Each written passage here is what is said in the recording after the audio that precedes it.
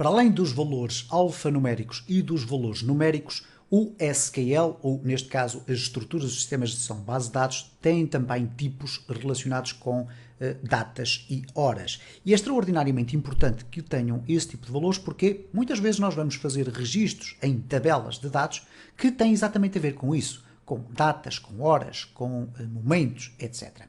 Então nós vamos ver neste vídeo quais são os diferentes tipos de colunas ou data types relacionados com datas e horas. Muito bem, eu criei aqui uma tabela sugestivamente chamada datas. Eu poderia colocar datas e horas, enfim. E nós temos aqui várias colunas com os diferentes tipos de valores que permitem guardar datas e horas. E eles funcionam de forma relativamente diferente uns dos outros, como deveria ser expectável. Então temos ali primeiro na coluna 1, o C1, o date. E o date é basicamente uma coluna que nos permite guardar os dados com este formato. E é extraordinariamente importante que vocês fixem bem esta circunstância. Independentemente do tipo de alinhamento ou sequência de informações de uma data que vocês queiram utilizar, por exemplo, se nós quisermos utilizar primeiro o dia, depois o mês, depois o ano, no caso do MySQL, nós somos obrigados sempre a guardar datas e horas de uma sequência específica. Okay? No caso das horas, é mais tranquilo, porque as horas são guardadas sempre com horas, minutos e segundos. Mas no caso das datas, é o inverso. Neste caso, nós temos o inverso. Eu digo o inverso relativamente, por exemplo, à forma como em Portugal nós utilizamos a data ou escrevemos a data. Neste caso, temos primeiro o dado mais significativo, e por isso é que foi escolhido assim. O dado mais significativo é 2018, é o ano. Depois temos o segundo dado mais significativo, que é o mês. E finalmente temos o dado menos significativo, que é o dia. Okay? A escolha do formato foi feita de acordo com esse critério, o critério da importância da informação dentro da data. Então nós temos, no caso do date, podemos guardar valores deste tipo, ok? Ou com este formato. No caso do datetime, que é uma estrutura mais recente do SQL, ou neste caso do MySQL, é uma coluna que pode guardar simultaneamente a data e a hora. E neste caso estaremos a falar de algo semelhante a isto que aqui está. Neste caso, uma data com um espaço e depois a hora. E podem observar aqui que a data é separada por hífens e a hora tem os seus valores separados por 2 pontos. Bom, eu coloquei aqui embaixo esta expressão porque ela vai, de certa forma, permitir interpretar aquilo que acontece muitas vezes nas linguagens de programação. Vamos imaginar, e não está aqui corretamente, vamos imaginar que nós queremos injetar nesta nossa coluna 2 um valor a partir da linguagem PHP.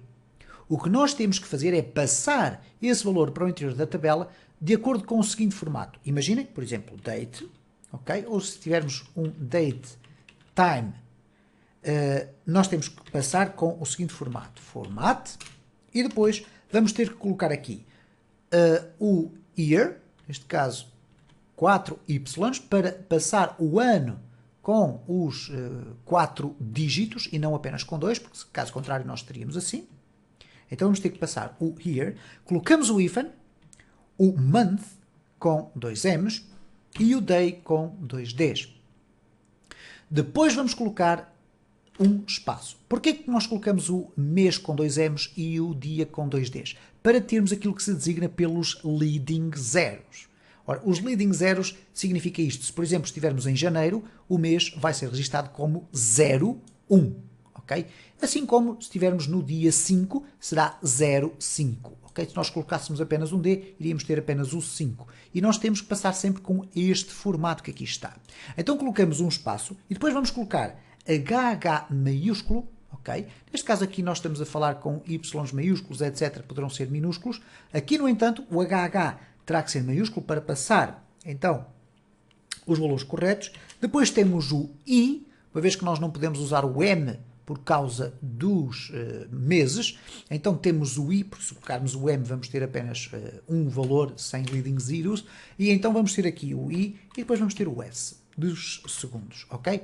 Aqui o HH para termos leading zeros, ok? Pode ser aqui o H, simplesmente assim, e portanto cada linguagem de programação depois tem uma forma específica de formatar a data, ok? No sentido em que ela, obviamente aqui faltou depois uma pequena plica, mas estamos a falar exclusivamente aqui do PHP, e peço desculpa se eu aqui cometi algum erro de maiúsculas ou minúsculas, não é importante para este caso. O que é importante é vocês terem sempre esta percepção. Quando querem guardar um datetime, a informação da data e hora tem que ser enviada para dentro do MySQL no formato correto, ok? Depois temos o timestamp. O timestamp é uma circunstância interessante. Porquê? O timestamp é, de facto, um valor, muitas vezes considerado como um valor inteiro. E é um valor inteiro que significa, ou que traduz, uma quantidade substancial de segundos. Ora, o que é que isto, como é que isto funciona?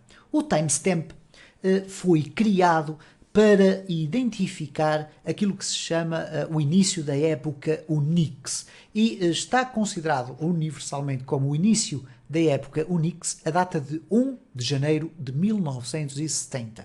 Ora, o que acontece com o timestamp é que ele mecanicamente no dia 1 de janeiro de 1970 às 0 horas ele começou a contar e começou a contar segundos. Então o timestamp é um valor que mecanicamente está inserido dentro dos motores de base de dados e que, sendo chamado, nos vai devolver a quantidade de segundos que já foram decorridos ou já foram contabilizados desde o dia 1 de janeiro de 1970. Então, nós podemos verificar muito rapidamente, que assim não vamos fazê-lo aqui, não há necessidade disso, mas se nós tivermos um valor do género 1, 5, etc., por aqui fora, será o número de segundos que já passaram desde 1 de janeiro de 1970. Há limitações no timestamp. Neste momento a limitação não existe, porque estamos a viver ainda numa época em que o timestamp aceita os valores. Ele é um tipo extraordinariamente utilizado, ou muitas vezes utilizado, para guardar, por exemplo, um registro de uma atualização de uma linha e não propriamente para guardar a data de nascimento de alguém. Não é o mais comum. O mais comum para se registar uma data de nascimento de alguém neste momento é a utilização do datetime, ok?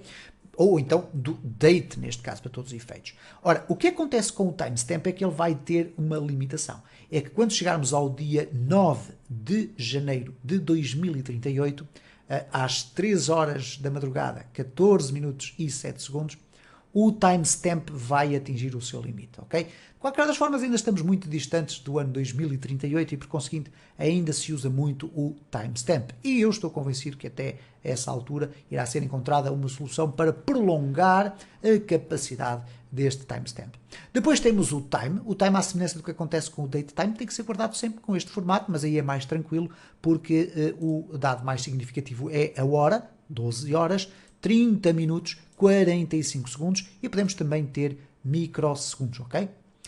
Temos finalmente aqui o year, e o year permite guardar os dados do ano com 2 dígitos ou com 4 dígitos, obviamente sempre seguindo esta identificação. Neste caso, aqui com 4 dígitos, o 18 será com 2 dígitos. Chama a atenção, no entanto, para um aspecto fundamental. Nós, se quisermos guardar o ano, poderemos apenas guardar valores entre 1901 e 22.155, ok? Portanto, entre o ano 1901 e o ano 2155, nós podemos guardar os anos. Não é, na minha perspectiva, na minha experiência, não é um tipo de valor muito utilizado. Quer o year, quer eventualmente até o date. Normalmente o que se vê com maior frequência é o timestamp e também o datetime. O timestamp para guardar valores normalmente internos, para registar momentos específicos em que um determinado registro foi atualizado, etc. E depois o datetime para guardar, nomeadamente, as datas de nascimento das pessoas, a data e hora de uma determinada reunião que vai ficar guardada numa base de dados, etc. Mas, de uma forma geral, temos então aqui uma visão genérica sobre o que é que são os tipos de dados datetime.